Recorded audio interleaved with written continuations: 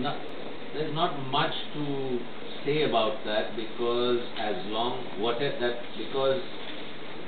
whatever class structure the country has will be replicated in another way. You'll only see more intensive manifestations of it. And therefore, just as you have class manifesting itself in rural areas by having landlords with large amounts of land and a majority of people being landless or small farmers, in urban areas also, and you've had some host families who represent, you have the urban rich living in enclaves. Increasingly, those enclaves are being fortified, as you saw in Delhi, with round-the-clock security. Among the worst cities where this is visible is Brazil.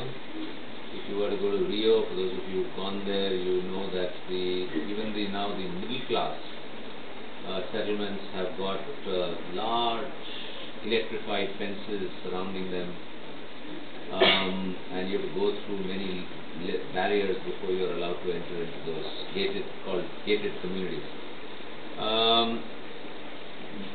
That's one thing that we visibly see in India, is not necessarily the visible growth of the military or the police, but the visible growth of the private security agency. And that's in India's urban areas, and that's a manifestation of the class structure that exists in the urban areas. And also, we haven't discussed this in as much detail as I would have liked, but the relationship between class and caste.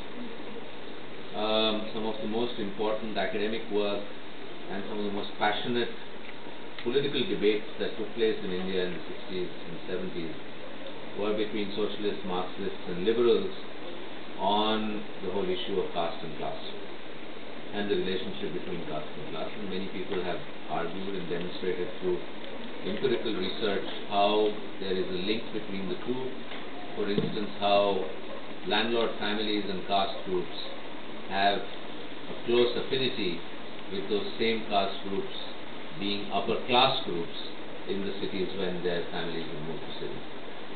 But there also is a lot of counter evidence that, for instance, in the new IT sector, a completely new, rapidly growing upper middle class or upper class is being generated, the new rich, that has incredible amounts of surplus and are not as conservative, even if you are wealthy, are not as conservative as the old rich in spending, in being very expressive in how they spend.